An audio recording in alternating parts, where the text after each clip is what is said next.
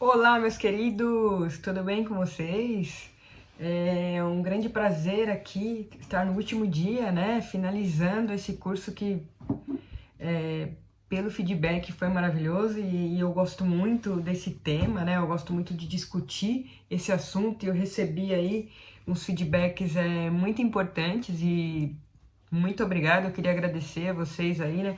Às vezes a gente faz, né, um curso gravado e a gente não tem aquela interação na sala de aula que eu gosto tanto de ter com os alunos, né? Ali momento a momento, mas cada dia que o curso, o dia era lançado o curso, eu já recebia algumas perguntas e alguns feedbacks logo na sequência, então isso faz com que a gente consiga aí se direcionar e saber se tá indo pro caminho certo, né? É, foi...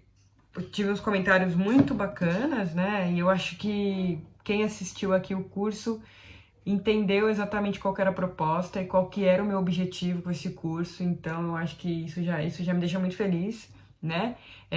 Teve muita gente que se surpreendeu, que também não tinha muito, não era muito profundo, não tinha o conhecimento tão profundo, né, sobre o assunto amputações.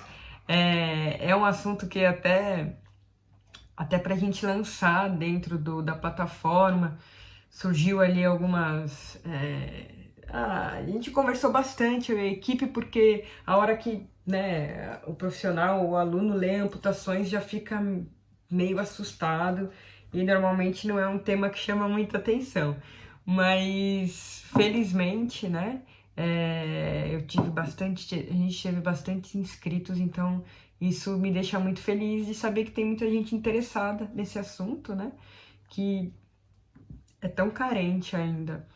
Quando a gente pensa dentro, não só dentro da reabilitação como físio, mas dentro da educação física, da área de enfermagem, cuidadores em geral, é um assunto ainda carente, que às vezes, muitas vezes, até o próprio paciente não tem as orientações necessárias, né? E não tem as orientações necessárias e quem cuida dele não passa as orientações da forma necessária também. Então, eu acho que foi bem bacana eu receber muitas mensagens que eu recebi nesse sentido de, nossa, abriu minha mente aqui, tinha coisas que eu realmente não sabia, alguns conhecimentos que eu não sabia e a maioria me relatou que eu falei de uma forma fácil de entendimento, então eu fico muito feliz de poder ouvir isso de vocês, tá? Então, na verdade, esse último dia, né, é um dia mais curtinho, e que eu venho mais para responder algumas perguntas, tá? Tiveram algumas perguntas que eu respondi no particular mesmo, que foi de paciente, que foi muito legal, eu recebi algumas perguntas de próprio paciente que acabou assistindo o curso. Recebi perguntas de mães e foi bacana, assim, né? E aí as perguntas mais técnicas e mais específicas foram aqui, eu separei aqui, então eu separei duas que foram as principais, que dentro dessas duas, na verdade, tiveram outras e eu vou tentar fazer um resumão aqui para vocês, tá? Então, a primeira pergunta, eu vou até ler aqui para vocês, que foi bem bacana, foi de uma aluna queridíssima, que já foi minha aluna, que foi minha aluna de TCC e que mandou a pergunta, né? Ela perguntou o seguinte: uma prótese exoesquelética, né? Ela perguntou como que uma prótese exoesquelética de plástico ou de madeira pode virar ali uma endo ou exoenergética, né? Então, como eu discuti com vocês ao longo desses dias, né? Vamos recapitular aqui, né? Lembra que a gente, quando fala de fabricação, né, e estrutura, a gente vai acabar dividindo ali em dois grupos, né? A endoesquelética e a exoesquelética, certo?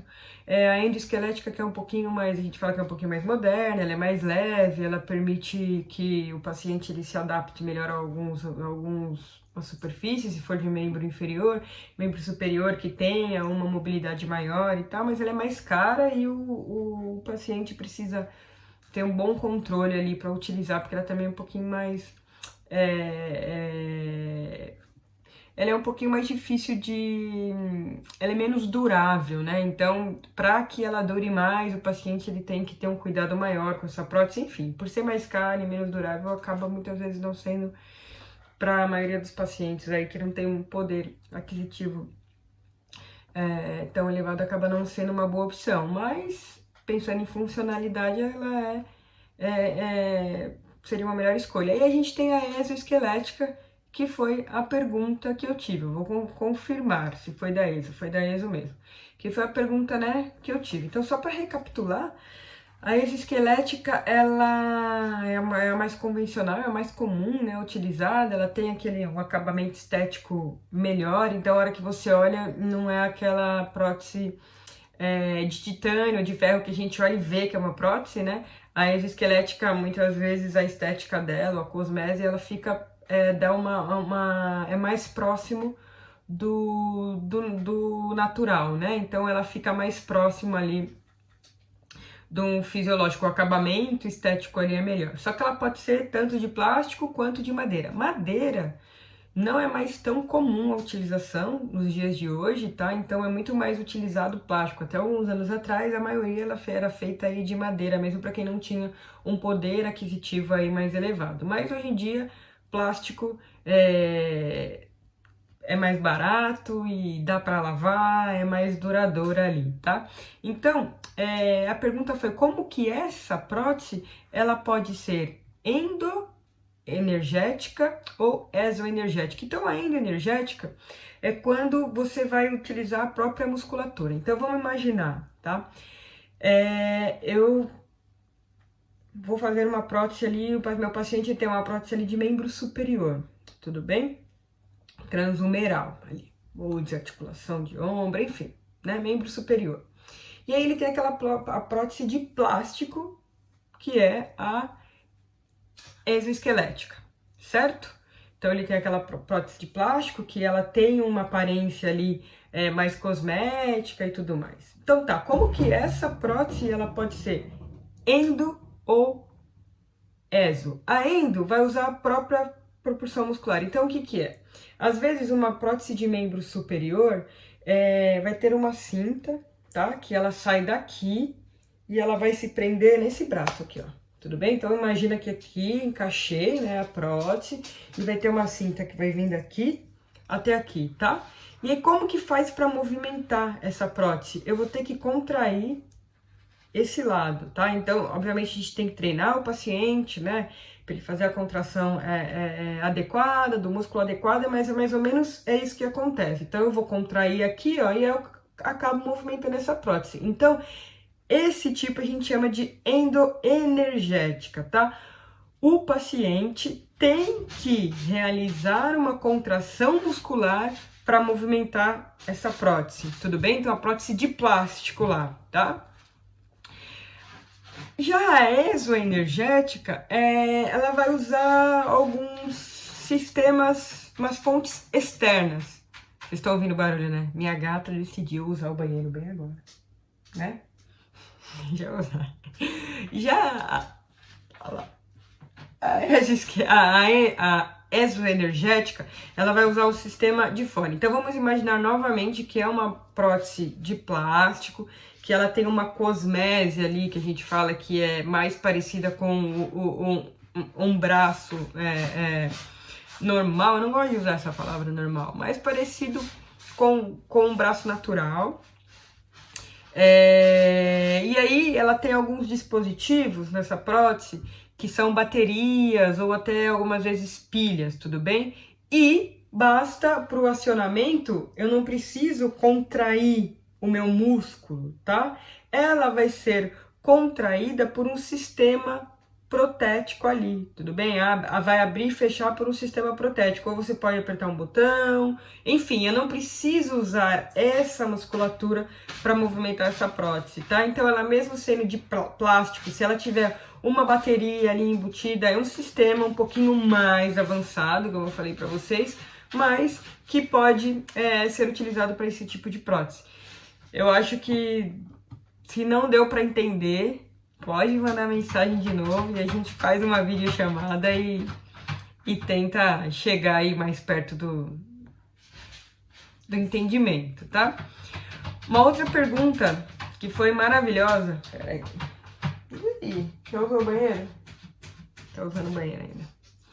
Uma outra pergunta que foi maravilhosa foi como funciona a adaptação do sistema cardiovascular e respiratório quando se tem uma amputação, né? Quando o paciente é amputado.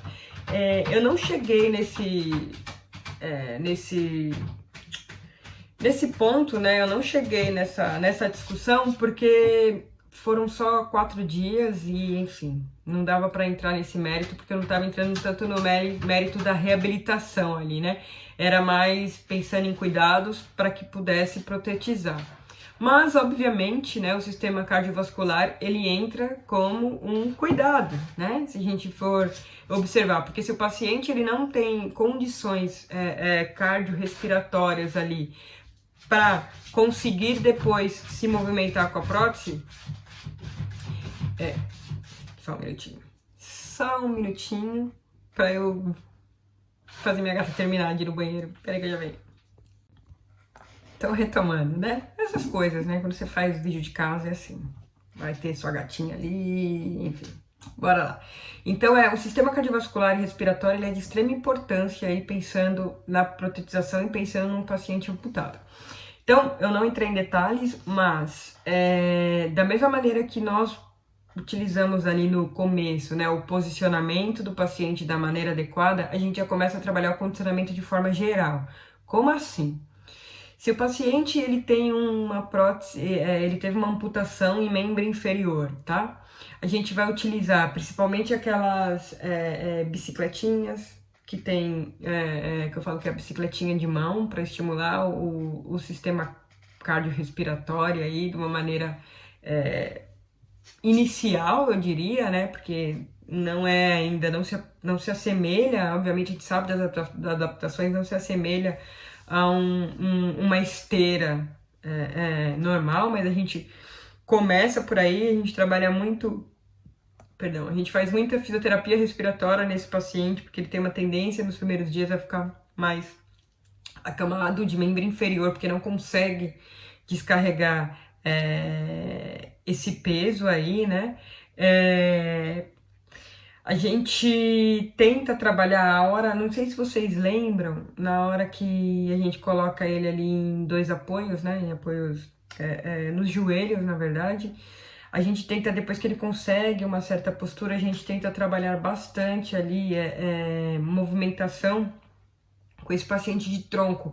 Dessa maneira, a gente está estimulando aí o sistema cardiovascular e, obviamente, né, que é o outro ponto, a hora que ele chega no momento que ele já consegue sentar, tá? E aí, obviamente, depois de algum treino, né? A gente consegue sim colocar ele numa bicicleta e ele vai pedalando com um membro só. Só que isso ele precisa estar muito bem treinado aí, ter uma consciência corporal já bem ali adaptada, né? Porque senão ele vai acabar tombando. Mas a gente pode trabalhar dessa maneira, tá? Então é de extrema importância que seja trabalhado aí a adaptação do sistema cardiovascular.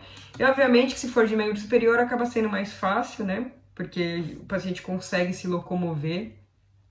Então a gente trabalha ali bastante deambulação, caminhada, esteira e aonde for.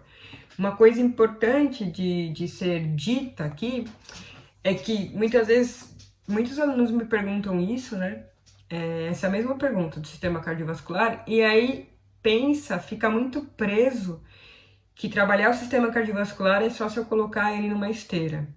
E não, tá? Se você tá ali com o seu paciente que teve uma amputação de membro inferior, ele ainda tá acamado, ele ainda tá ainda não tem um controle adequado motor, a partir do momento que você trabalha membros superiores dele, que deve ser trabalhado, como eu falei para vocês, já 48 horas após a cirurgia, você já começa a trabalhar membro superior com peso, com elástico, propriocepção, tá? A partir do momento que a gente começa a trabalhar esse combo aí de atividades, isso a gente já tá fazendo uma adaptação cardiovascular para esse paciente, tudo bem? Então não se apeguem muito a eu preciso pôr o meu paciente na esteira para que ele trabalhe cardiovascular, que não é bem assim, tá? A partir do momento que a gente consegue elevar a frequência cardíaca do paciente, a gente já está trabalhando uma adaptação cardiovascular nele e respiratória, certo? Então, eu gostei muito dessa pergunta porque é um ponto muito importante quando a gente está pensando na reabilitação de pacientes amputados, porque eles têm uma tendência a não querer se movimentar. E isso faz com que acabe existindo aí, acabe desencadeando outros fatores que vão atrapalhar a reabilitação desse paciente, tá? Então é um ponto aí de extrema importância que vocês têm que levar em consideração, então faz ele se movimentar. Não importa como você vai fazer, faz ele se movimentar. Tá ali, igual uma bolinha, joga uma bolinha com ele, faz esse paciente se movimentar, tá? Se consegue pôr, obviamente, numa bicicleta, né, de mão ou de pé, óbvio, de pé normal, obviamente numa esteira a gente consegue controlar melhor, mas não é obrigatório, tudo bem? A gente pode trabalhar as adaptações aí cardiovasculares e respiratórias com diversos movimentos. Põe seu paciente para se movimentar, que é importante, principalmente, né, para que ele absorva. Lembra que tem aqueles 4 passos, né? Então, para que ele absorva aquela perda e siga aí de uma maneira mais efetiva para essa reabilitação e para essa protetização, beleza? Então, acho que era isso que eu tinha para discutir, das perguntas aí principais. Foi uma semana aí maravilhosa. Eu não sei ainda, eu acho que vai ficar até domingo. Se eu não me engano, vai ficar até domingo esse curso disponível, tá? E aí depois a gente fecha, né? Para futuramente abrir novamente ou abrir outro curso de continuidade, tá bom? Espero que vocês tenham gostado. Muito obrigada aí por todas as palavras, muito obrigada pelo feedback. E se ficou alguma dúvida, me escreva lá pelo Instagram, me escreva lá pelo direct, que eu tô sempre aberta aí para responder para vocês. Tá bom? Valeu! Beijo, meus queridos. Fica com Deus.